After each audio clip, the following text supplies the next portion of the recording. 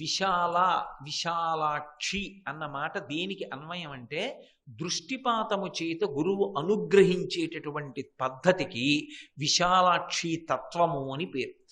గురువుల యొక్క తత్వము మూడుగా ఉంటుంది. అందులో ఒకటి స్పర్శ దీక్ష అంటారు. ముట్టుకుని దీక్షనిస్తారు. మంత్రాన్ని ఉపదేశం చేసినప్పుడు ఒక్కొక్కసారి తన చేత్తో గురువు ఆ శిష్యుని యొక్క బ్రహ్మస్థానాన్ని ముట్టుకుంటాడు, లేదా భ్రూమధ్య స్థానాన్ని స్పృశిస్తారు, కనుబొమల మధ్య నుండేటటువంటి ప్రదేశాన్ని స్పృశిస్తారు. అథవా ఒక్కొక్కసారి తన పాదాన్ని చాపి శిష్యుణ్ణి పట్టుకోమంటారు. చాలా అపురూపం అది. అలా అందరూ చెయ్యను లేరు, దానికి ఎంతో శక్తి ఉండాలి. ఏదో నాబోటిగాడు అలా చేస్తానంటే అసహ్యంగా ఉంటుంది. అది అలా చెయ్యడానికి పరమయోగ్యత కలిగినటువంటి మహాపురుషులు ఉంటారు. వారైతే రెండు పాదములు శిష్యుని తల మీద ఉంచుతారు. ఒకప్పుడు కాంచీపురంలో ఒక మహానుభావుడు దక్షిణామూర్తి స్తోత్రానికి భాష్యం రాశారు. రాసి చంద్రశేఖరేంద్ర సరస్వతి మహాస్వామి వారి దగ్గరికి వెళ్ళారు. వెళ్ళి దక్షిణామూర్తి స్తోత్రానికి వ్యాఖ్యానం చేశాను అని అక్కడ పెట్టారు. ఆయన సత్యదండంతో ఇలా తిప్పారు. ఆయన ఇలా చూస్తే పట్టుకోగలరు. పరమ ప్రీతి పొందాను, ఏం కావాలన్నారు.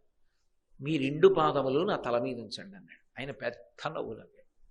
అబ్బో, వరం ఇచ్చానని పెద్ద కోరిక కోరావే. శుక్రవారం వరకు కాంచీపురంలో ఉండి కామాక్షి పరదేవత దేవాలయంలో కూర్చుని మూకపంచశతి పారాయణ చేసి తలస్నానం చేసి అమ్మవారి దర్శనం చేసుకుని రా అన్నాడు. చేసుకుని వచ్చాడు. ఆయన రెండు పాదములు ఎత్తి ఆయన తల మీద పెట్టారు. ఏమైందో నేను చెప్పక్కర్లేదు. వెంటనే కుండలిని కదిలి సహస్రారాన్ని చేరి అమృత వృష్టి పడిపోయింది. మహాయోగి యొక్క పాదములకు అంత శక్తి ఉంటుంది. అది అందరి గురువులకు సాధ్యమయ్యే విషయం కాదు.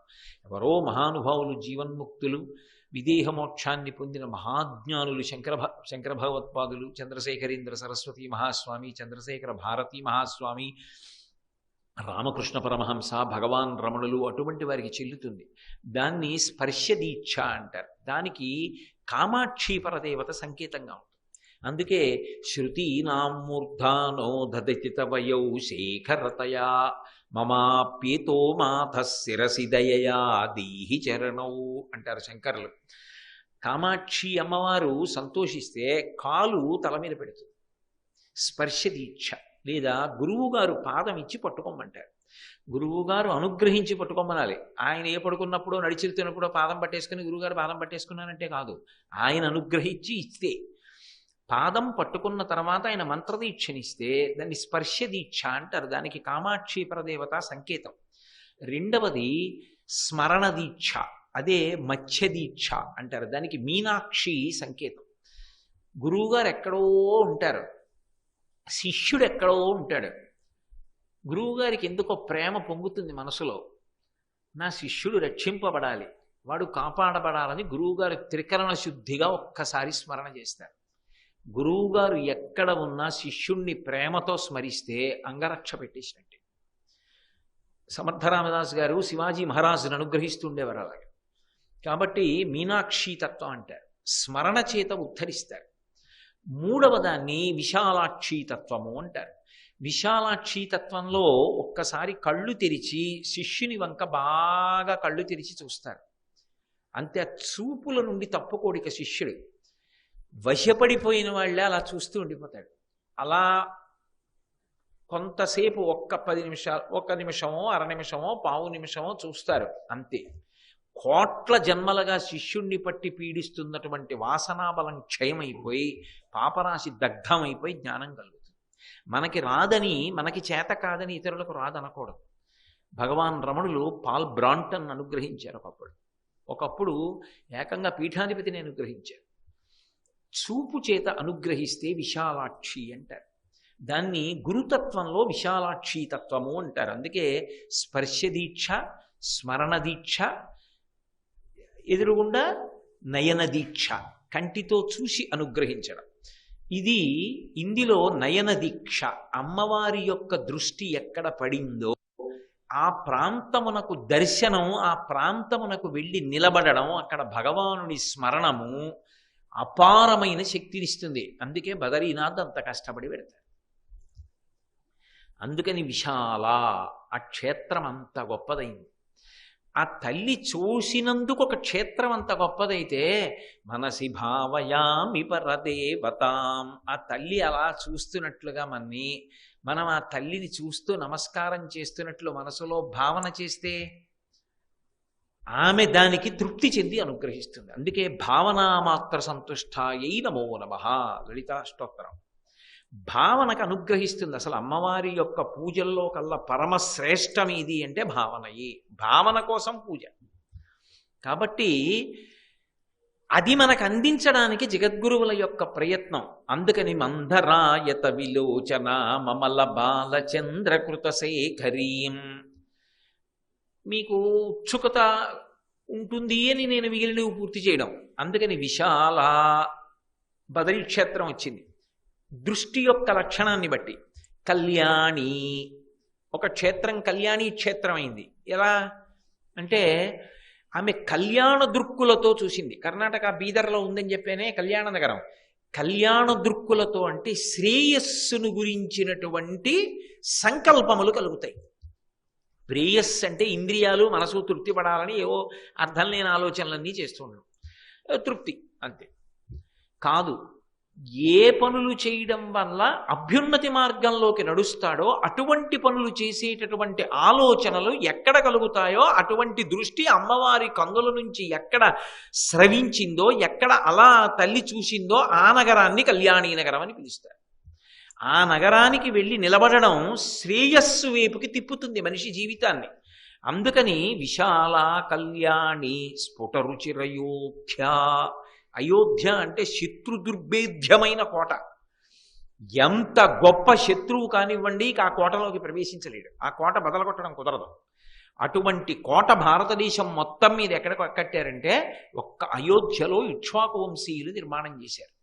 రామచంద్రమూర్తి యొక్క రాజధాని అయోధ్య. అయోధ్యకి అధిష్టాన దేవత ఉండేది. ఒకప్పుడు లవకుమారుడు అయోధ్య నగరాన్ని విడిచిపెట్టి వెళ్ళిపోయి దూరంగా ఉంటే అయోధ్యానగర అధిష్టాన దేవత ఆయనకి స్వప్నంలో దర్శనమిచ్చింది. నువ్వు అలా వెళ్ళిపోతే ఎలా, వెనక్కి రా అంది. అందుకే ఒక ఊరు విడిచిపెట్టి వెళ్ళిపోయే ముందు ఆ ఊరు అధిష్టాన దేవతకి నమస్కారం చేసి వదిలిపెట్టాలి. అమ్మ అనుగ్రహించి ఊళ్ళోకి రానిచ్చావు, నమస్కారం, నీకు కృతజ్ఞత. మళ్ళీ ఏ ఊళ్ళో నివాసం చేస్తున్నావో ఆవిడ్ని తలుచుకొని నమస్కారం చేయాలి. అమ్మ వస్తున్నాను, క్షేమంగా నన్ను చేర్చు అని చెప్పాలి. ప్రతి ఊరికి అధిష్టాన దేవత ఉంటుంది. కాబట్టి అయోధ్య అంత శక్తి, శత్రు దుర్భేద్యమైనటువంటి స్థితి ఆ నగరానికి ఎందుకు కలిగిందంటే అమ్మవారు ఒకప్పుడు అలా చూసింది అక్కడ. ఎందుకని? కువలయైహి. కువలయైహి అంటే నల్ల కలువ. ఈ నల్ల కలువలకి ఒక ఆలోచన వచ్చింది. నల్ల కలువ లేదా నల్లటి పద్మం, మీకు బాగా అర్థం అవ్వాలి అంటే పద్మం అనుకోండి పోని. దానికి ఒకప్పుడు ఒక ఆలోచన వచ్చింది. సాధారణంగా అమ్మవారి కన్నులను ఎప్పుడు పోల్చినా నాతో కదా పోలుస్తారు, కాబట్టి అమ్మవారి కన్నులు ఎలా ఉంటాయో అలా నేను కూడా ఉంటాను అని దానికి అహంకారం వచ్చింది. వచ్చి అమ్మవారి కళ్ళవంక చూసి అమ్మ నాతోనే నిన్ను పోలుస్తారు, నీ కళ్ళని పోలుస్తారని చెప్పాలని అమ్మవారి దగ్గరికి వెళ్ళింది. అమ్మవారి కన్ను ఎరుపెక్కదు. ఆవిడ కన్ను ఎరుపెక్కితే తట్టుకోగలిగిన వాడెవరు? ఎవరు తట్టుకోలేరు. అందుకని ఎరుపెక్కదు.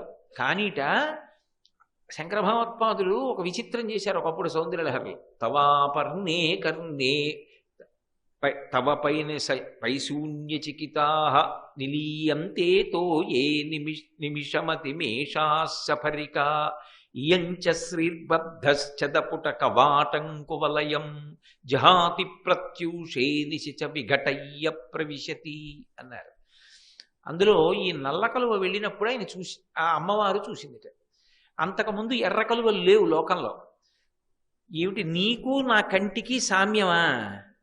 రాత్రి అయితే వడిలిపోతావా, పగలు విచ్చుకుంటావా? రాత్రింబవాళ్ళు భక్తులను అనుగ్రహించే కళ్ళు నావే, నీకు నాకు పోలిక అని ఇలా చూసిందిట. చూసేటప్పటికి ఆ రోషం వెళ్ళి అందులో పడిందిట, నలుపు పోయి ఎరుపు వచ్చింది. అంతేకాదు, అందుకే అమ్మ రాత్రి అయితే ముడుచుకుపోతుంటాయన్నారు శంకరాచార్యుల వారు. ఎందుకని అంటే పెద్ద గొప్పగా ఇంట్లో చెప్పుకుని బయలుదేరే అమ్మవారి దగ్గరికి, మేము అమ్మవారి యొక్క కళ్ళు మమ్మల్ని ఒక్కలా పోలిక పోలుస్తారని చెప్పుకుని వెళ్ళాయి. తిరిగి ఇంటికి వెళ్ళాయి అనుకోండి, ఏమైందని అడుగుతారు. ఏమైందని అడగడానికి అమ్మవారి కళ్ళకి వీటికి పోలిక ఏమని చెప్పుకుంటాయి? అందుకని చెప్పి అప్పటి నుంచి రాత్రిళ్ళు తలుపు తీసుకుని వెళ్ళి ఇళ్లల్లో ఉంటాయి. తెల్లవారిందనుకోండి జనులందరూ నిద్రలేస్తారు. నిద్రలేచి వీళ్ళ తలుపు కూడా తెరిచిందనుకోండి, అసలు ఏమిటి ఈ మధ్య కనపట్టలేదు, మీరు ఈ మధ్య అమ్మవారి దగ్గరికి వెళ్ళారు కదా, అమ్మవారి దగ్గరికి వెళ్ళి చూసి వస్తానన్నారు కదా, మీ కళ్ళ మీకును అమ్మవారి కళ్ళకి పోలికన్నారు కదా, ఎలా ఉంది అమ్మవారి కళ్ళు మీలాగే ఉన్నాయా అని అడుగుతారు. కలవపోల్ని అడుగుతారేమో, మనం సిగ్గుపడిపోవాలి, ఏమని చెప్పుకుంటామని చెప్పి పగటిపూట ముడుచుకుపోయి రాత్రి అయ్యేటప్పటికి విచ్చుకుంటున్నాయి. అసలు నిజం ఏమిటంటే కలువ పువ్వు పగటిపూట ముడుచుకుంటుంది, రాత్రి చంద్రకిరణానికి విచ్చుకుంటుంది. పద్మం అయితే పగటిపూట సూర్యకిరణానికి విచ్చుకుంటుంది, రాత్రి ముడుచుకుంటుంది. కానీ శంకరాచార్యుల వారు ఆ సహజ లక్షణాన్ని ఇంత గొప్పగా అన్వయం చేశారు. పోను అక్కడతో ఊరుకోలేదైనా. తవాపర్ణే కర్ణే జపనయనపై శూన్యచకితా నిలీయంతే తో ఏ నియతమ నిమేషాశఫరికా అన్నారు. చేపలు అమ్మవారి కళ్ళ దగ్గరికి వచ్చి ఆవిడ కనురెప్ప వేయదు కదా, మరి కనురెప్ప వేస్తే లోకాలన్నీ లయమైపోతాయి. ఉన్మేష నిమిషోత్పన్న విపన్న భువనావళి. కనురెప్ప వేయకుండా ఉండేటటువంటి శక్తి అమ్మవారి యొక్క కన్నులని ఎలాగో చేపలతో పోల్చి మీనాక్షి అంటారు కాబట్టి స్వతంత్రంగా మనం కళ్ళ దగ్గరికి వెళ్ళి చూద్దామని వచ్చేయటం. వచ్చినవి ఏం చేశాయి, అమ్మవారు కనురెప్ప వేయకుండా ఉండగలిగిన శక్తిని చేపలు కూడా దొంగతనం చేసి. ఇప్పుడు దొంగతనం జరిగితే ఇంటి వాళ్ళు పక్కింటి వాళ్ళ కదూ చెప్తారు. కంటి దగ్గర దొంగతనం జరిగింది కాబట్టి కన్ను ఇక్కడ వరకు ఉంటుంది, ఆకర్ణాంత విశాల నేత్రం. ఈ కన్ను చెవికి చెప్పింది. ఈ చెవి మహాకవులు వచ్చి పక్కన కూర్చుని కవిత్వం చెప్తుంటే వింటూ ఉంటుంది. ఈ చెవులు కవులకి చెప్పేయి. మీకు సంగతి తెలుసా, మీరు కవిత్వం చెప్పడం కాదు, రాత్రి చేపలు వచ్చి అమ్మవారి కళ్ళ దగ్గర కనురెప్ప వేయకుండా ఉండగలిగిన శక్తిని దొంగిలించాయని చెప్పి. ఇప్పుడు కవులు గ్రంథాల్లో రాసేశారు కావ్యాలు, అది అందరూ చదివేసుకుంటారు. నా బోటిగాడు ఉపన్యాసాలు చెప్తాడు. చీచి మనం చేసిన దొంగతనం దొరికిపోయిందిరా, బయట ఎక్కడన్నా ఉంటే మాకు తెలిసిలేరు, ఎందుకు కనిరెప్పేయకుండా ఉండగలవో, అమ్మవారి కళ్ళ దగ్గర దొంగతనం చేశామని చెప్పి లోకులు చెప్పుకుంటారని సిగ్గుపడి చేపలు భూమి మీద తిరగడం మానేసి నీటిలో ఈత్తున్నాయమ్మా అన్నారు శంకర్. కాబట్టి కువలయై, ఆవిడ నల్ల కలువల మీద ఎక్కడ గెలుపు సాధించిందో, ఎక్కడ నల్ల కలువల్ని అలా చూసిందో అది అయోధ్యానగరం అయింది. అందుకే అక్కడ గెలుపు కోట ఉన్నవాడితే తప్ప పైవాడిది కాదు, శత్రువు గెలవడం. అందుకే ఇక్ష్వాకు వంశీయులు అక్కడ కోట కట్టారు అని. కాబట్టి అయోధ్య అటువంటి చూపు చూసింది. అయోధ్యా కువలయై కృపాధారాధార, ఆమె యొక్క కృపకు ఆధారమై ఉంటుంది ధారానగరం. ధారానగరం అంటే భోజరాజు గారి రాజధాని. అందుకే కాళిదాసు గారు అక్కడికి వెళ్ళాడు. భోజరాజు కాళిదాసు ఇద్దరు బ్రహ్మ సరస్వతి. అమ్మవారి యొక్క కృపకి అంతటికీ ఆధారభూతమైనటువంటి, అమ్మవారి కృపనంతటినీ పొందినటువంటి నగరం. అంత గొప్ప పేరు ధారానగరానికి ఎందుకు వచ్చింది అంటే అమ్మవారి యొక్క కృప ఆ నగరమునకు ఆధారమైంది. కృపాధార అక్కడ పడింది, దానికి ఆధారము ఆ తల్లి కంటి నుంచి వచ్చిన చూపు. అది భోజరాజు గారి రాజధాని, అందుకని అది ధారానగరము అన్న పేరు పొందింది. కృపాధారాధారా కిమపి మధురా. మధుర అంటే మాధుర్యమైనటువంటి చూపు. ఎవరు చూస్తారు పరమ మధురంగా? అమ్మ చూస్తుంది. అమ్మ చూపులలో ఎప్పుడూ వ్యగ్రత ఉండదు, సరికదా. అమ్మ మనసు ఎంత బేలగా ఉంటుందంటే, తన బిడ్డడు తనకే నచ్చేశాడు అనుకోండి, ఏదో విజయదశమి పట్టు లంగా కట్టి పట్టు రవిక వేసి పిల్లకి పాపట పింద పెట్టి సూర్యుడు చంద్రుడు పెట్టి కొప్పులో జాజిపూలు ఎట్టి చక్క బొట్టెట్టి ఆ చిన్ని చెయ్యెట్టుకుని సభలోకి తీసుకొచ్చి ఇంటికి తీసుకెళ్ళి ఎంత బాగుందో అని నా దృష్టి తగులుతుందేమో అని దృష్టి తీసేస్తుంది. అమ్మది పరమ మాధుర్యమైనటువంటి చూపు. అంత మధురాతి మధురంగా, అంత ప్రేమగా ఆ నగరం వంక ఆవిడ చూసింది కాబట్టి ఆ నగరానికి మధురై అని పేరు వచ్చింది. అదే దక్షిణ దేశంలో ఉన్నటువంటి నగరం. కిమపి మధురా భోగవతిక. గుజరాత్ కాంబే. భోగవతిక అంటే రెండు అర్థాలు. శివుడు భోగించినటువంటి ప్రదేశం. అమ్మవారి చూపుని శివుడు భోగించాడు అంటే అక్కడ ఆ తల్లి తన భర్తని పరమ ప్రేమతో చూసింది. మనకెందుకు భోగవతిగా అంటే అమ్మ చూపుని మనం చూసాం, మనం బిడ్డలుగా చూసాం. అక్కడ శివుడు భర్తగా చూసి సంతోషించాడు ఆవిడ చూపు వంక. మా అమ్మ చూపు అని జనులందరూ సంతోషపడిపోయేటటువంటి చూపు ఎక్కడ అంటే కాంబే. అందుకే అది భోగవతిక. అవంతి.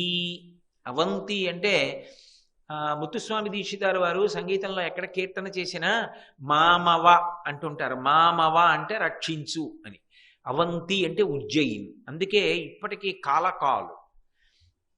శంకర భగవత్పాదులు ముందు శ్లోకంలో అన్నారు కదా, కాల కాల పండిపాశ బాణ ధనురంకుశామరుణమే కలాం పాలభూతిల కలోచనాం మనసి భావయామి పరదేవతాం అని కదా. అందుకని కాలకాలుడు ఉంటాడు అక్కడ. కాలకాలుడు ఉంటే ఆయన యమధర్మరాజు గారి యొక్క వక్షస్థలం మీద తన్ని యముణ్ణి చంపేసినవాడు. అందుకని ఆయన యొక్క తిరుగులేని శక్తి అక్కడ. అందుకే ఇప్పటికీ ఆయనకు అక్కడ ప్రత్యేకమైన పూజ ఏమిటి అంటే, ఆ రోజు రాత్రి శ్మశానంలో తాజాగా కాలినటువంటి భస్మ, శవభస్మ ఏదుందో దాన్ని కాపాలికలు నల్లటి బట్టలో మూట కట్టి పట్టుకొస్తారు. ఆడవాళ్ళు చూడకూడదు. ఒకవేళ సభలో ఉంటే అభిషేకం జరుగుతున్నప్పుడు తలమించి బట్ట వేసేసుకుని కళ్ళు మూసుకు కూర్చోవాలి. ఒక్క పురుషులే చూస్తారు శవభస్మాభిషేకం. అది మూట కట్టి శివలింగం మీద పెట్టి కొడతారు. ఇలా కొడితే అది పల్చటి బట్టలో ఉంటుంది. ఆ శవభస్మ శివలింగం మీద పడుతుంది. అంటే ఈ సృష్టిని లయం చేసి మళ్ళీ పునఃసృష్టి చేస్తాడు. కానీ చిత్రం ఏమిటంటే, నాతో కొంతమంది తమ వ్యక్తిగతమైనటువంటి అభిప్రాయం చెప్పారు. శవభస్మాభిషేకం చేసి చూస్తే తరువుకొస్తున్న మృత్యువు కూడా పోతుంది. అంత గొప్ప అభిషేకం. అందుకే ఉజ్జయిన్ పరమ ప్రఖ్యాతమైన క్షేత్రం. అక్కడ విద్యలకి ఆలవాలం. సాందీపని మహర్షి దగ్గర కృష్ణ భగవానుడు కూడా విద్యాభ్యాసం చేసినటువంటి క్షేత్రం అదే. రక్షణకి మారుపేరేది అంటే ఉజ్జయిన్. అందుకే ఇప్పటికీ పెద్దలు జీవితంలో ఒక్కసారైనా ప్రయత్నపూర్వకంగా ఉజ్జయిని వెళ్ళి మహాకాలుడి క్షేత్రంలో నిద్ర చేస్తారు. మనందరం ఒకప్పుడు తీర్థయాత్ర చేసి మనందరం అక్కడ నిద్ర చేసి శవభస్మాభిషేకం చూసి మనమందరం కూడా అక్కడ ఉన్నటువంటి ఆ గుహలు, సాందీపని మహర్షి ఆశ్రమం ఇవన్నీ దర్శనం చేసి వచ్చాం. కాబట్టి అటువంటి ఉజ్జయిన్ అది మామవ, రక్షణకి మారుపేరైనటువంటి క్షేత్రం. అందుకే అవంతి దాని పేరు. అవంతి ఇప్పుడు ఉజ్జయిని అని పిలువబడుతోంది. కాబట్టి అవంతి సృష్టిస్తే బహునగర విస్తార విజయ. ఆవిడ ఒక చోట చూసింది బాగా. ఎక్కడ ఆవిడ యొక్క చూపు విజయాన్నిచ్చేటటువంటి అనుగ్రహాన్ని కటాక్షించేలా చూసిందో ఆ క్షేత్రము కురుక్షేత్రమైంది. అందుకే అది ధర్మక్షేత్రే కురుక్షేత్రే అని ఆ క్షేత్రమునందు జరిగినటువంటి యుద్ధంలోనే అధర్మమంతా నశించి ధర్మం నిలబడింది. అక్కడ ధర్మమునకు ఆలవాలము. అది ధర్మమునకు పట్టాభిషేకం చేసి విజయం ఇచ్చేటటువంటి క్షేత్రం. అందుకే కురుక్షేత్రం విజయ క్షేత్రం. అమ్మవారి యొక్క కేవల చూపుల స్పర్శ చేత 8 మహాక్షేత్రములు ఆవిర్భవించాయి. ఆవిడ ఒక్కొక్కసారి చూసినప్పుడు ఒక్కొక్క మంగళప్రదమైన చూపు చూసింది. అందుకని విశాలా కళ్యాణి స్ఫుటరుచిరయోధ్యా కువలయై కృపాధారా ధారా కిమపి మధురా భోగవతిక అవంతి దృష్టిస్తే బహునగర విస్తార విజయ ధ్రువం తత్తన్నామవ్యవహరణ యోగ్యా విజయతే అన్నారు శంకరులు. అందులో మొట్టమొదటి నగరం ఏదుందో ఆ నగరము నీ చూపుల వలనే వచ్చింది, బదరీనాథ్. అది ఆవిడ గుడ్లు కదపకుండా పరమ ప్రశాంతంగా సంతోషంతో. అందుకే అది చూసేటప్పుడు మీరు ఆశ్రయించడానికి యోగ్యంగా ఉంటుంది మూర్తి. ఆవిడ కొంచెం తీక్షణంగా ఉందనుకోండి, ఆశ్రయించడం కష్టం. అందుకే శంకర భగవత్పాదులు మనకి అభయాన్ని శ్లోకంలో, ధ్యానంలో, ఉపదేశంలోనే ఇచ్చేస్తున్నారు. ఎలా కూర్చుంది ఆవిడ? సాంధ్యరాగ మధురాధురాభరణ సుందరా నన్న శుచి స్మితాం. సంధ్యాకాలంలో ఉండేటటువంటి ఎరుపు ఎలా ఉంటుందో అటువంటి అధరానికి చిరునవ్వే ఆభరణంగా కూర్చుని ఉంది. అలా చిరునవ్వు నవ్వుతూ కూర్చున్నటువంటి తల్లి ఎక్కడుందో అక్కడ ఆశ్రయించడం తేలికవుతుంది. కాబట్టి ఇప్పుడు ఆ తల్లి చక్కగా పరమ సంతోషంతో నా బిడ్డలు వస్తారని కన్నులు తెరిచి కూర్చుని ఉన్నటువంటి రూపాన్ని నువ్వు ఆశ్రయించగలిగితే దాని చేత నీకు సమస్తమైనటువంటి ఉపశాంతి కలుగుతుంది. నువ్వు అన్ని ఇక్కట్ల నుంచి బయటికి వచ్చి అమ్మవారు చూపించేటటువంటి శ్రేయో మార్గంలో ప్రయాణించి మనుష్య జన్మని సార్థక్యం చేసుకుంటావు అని చెప్పడానికి ఆయన మందరాయత విలోచనాం. విలోచనాం అంటే బాగా తెరుచుకున్న కన్నులు, విశాలాక్షి. మందరాయత విలోచనాం అమల బాలచంద్రకృత శేఖరీం. అసలు ఎక్కడా వస్తాయో శంకర భగవత్పాదులకు అటువంటి భావనలు. అమల బాలచంద్ర కృతశేఖరీం. బాలచంద్రుడు అంటే చంద్రులలో చిన్నవాడు అని కాదు దాని అర్థం. శుక్లపక్షంలో ఉండేటటువంటి తదియనాటి చంద్రరేఖ ఎలా ఉంటుందో అటువంటి చంద్రరేఖ ఆమె యొక్క కిరీటం మీద అలంకృతమై ఉంటుంది. ఇది నలుగురు పెట్టుకుంటారు ఈ చంద్రరేఖ. ఒకటి పరమశివుని యొక్క కిరీటం మీద ఉంటుంది, అందుకే ఆయనకి చంద్రమౌళీశ్వర అని పేరు. చంద్రవంకనే ఆయన కిరీటం మీద ధరిస్తాడు తదియనాటి చంద్రరేఖ. రెండు పరదేవత ధరిస్తుంది, అందుకే కామాక్షి పరదేవత, లలితా త్రిపుర సుందరి, భువనేశ్వరి వీళ్ళ కిరీటం మీద ఆ చంద్రవంక ఉంటుంది. మూడు ఈ బాలచంద్రుణ్ణి ధరించేటటువంటి వాడు విఘ్నేశ్వరుడు, ఆయన కూడా చంద్రరేఖని ధరిస్తాడు. నాలుగవది సరస్వతీదేవి కిరీటం మీద ఉంటుంది, అందుకే శరజ్యోత్స్నా శుద్ధాం శశియుత జటాజూటమకుటాం వరత్రా సత్రాణ స్ఫటిక ఘటికా పుస్తకరాం సకృన్నత్వా నత్వా కథమివ సతాం సన్నిదదతే మధుక్షీరద్రాక్షా మధురి మధురీణా ఫణితయః. వాగ్దేవి రూపంలో కూర్చునే సరస్వతీదేవి యొక్క కిరీటం మీద చంద్రరేఖ ఉంటుంది. ఈ బాలచంద్రరేఖకి ఒక వైభవం ఉంది. ఇందులో శంకర భగవత్పాదులు ఎందుకు ప్రతిపాదిస్తున్నారంటే, తత్వాన్ని అలా ఉంచండి, ఇందులో రెండు విషయాల్ని మీరు బాగా పట్టుకోవలసి ఉంటుంది. మనసి భావయామి పరదేవతాం కదూ, మీ ఎదురుగుండా లేదా మూర్తి, మీరు మనసులో భావన చేస్తున్నారు. ఆ భావన చేస్తున్నప్పుడు ఆవిడ కిరీటం మీద ఉన్నటువంటి తదియనాటి చంద్రరేఖని చూడు. ఎందుకని అంటే, సాధారణంగా ఎప్పుడైనా ఒక దేవతామూర్తి దర్శనం చేసినప్పుడు ఆ లోపల ఉన్నటువంటి మూర్తిని పరమవైదికంగా ఆమె యొక్క తేజస్సును నిలబడేటట్టుగా ఉంచారు అనడానికి గుర్తు ఏమిటంటే, కేవలము నూనె దీపములు కానీ ఆవునీతి దీపములలో కానీ చూడాలి తప్ప విద్యుత్ దీపములు దేవాలయం యొక్క అంతరాలయంలో ఉన్న మూర్తి మీద పడకూడదు. అలా కానీ పడినా అదే పనిగా ఫోటోలు తీయడాలు వీడియోలు తీయడాలు చేస్తే ఆ మూర్తి యొక్క తేజస్సు క్షయమైపోతుంది. మళ్ళీ మళ్ళీ కుంభాభిషేకాలు చెయ్యాలి దేవాలయాలకి. అందుకే మీరు చూడండి, పెద్ద పెద్ద దేవాలయాలు ఏ దేవాలయంలో కూడా లోపల ఉన్నటువంటి మూర్తి మీద విద్యుత్ దీపం యొక్క ప్రసారం ఉండదు.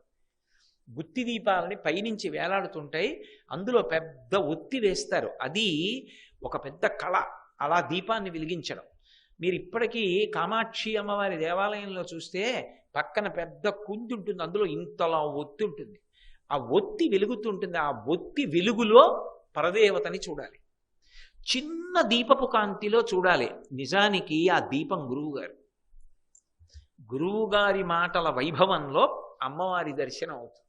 ఆ గురువు లేని నాడు అమ్మ అందదు, భగవంతుడు అందడు.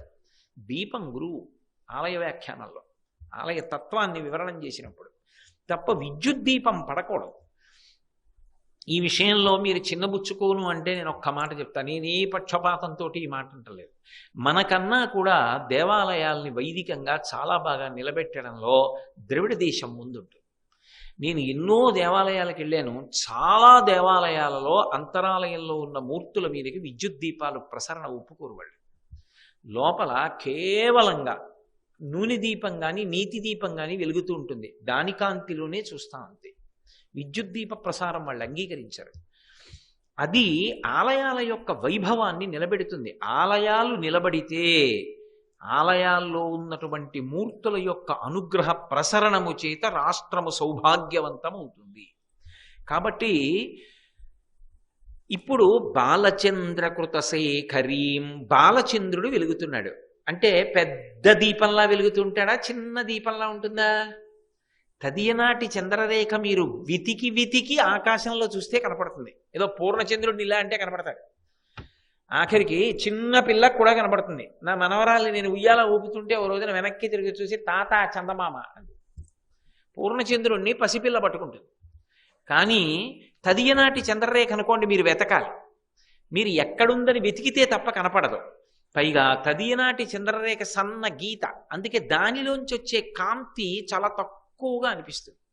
అప్పుడు ఒకటి అందం, రెండు, మూర్తి మీద ఎంత కాంతి మీకు ఈ లోపల భావన చేస్తున్నప్పుడు పడాలో అంత కాంతే పడి మీకు ఆ రూపవైభవం అద్భుతంగా లోపల ప్రకాశిస్తుంటుంది.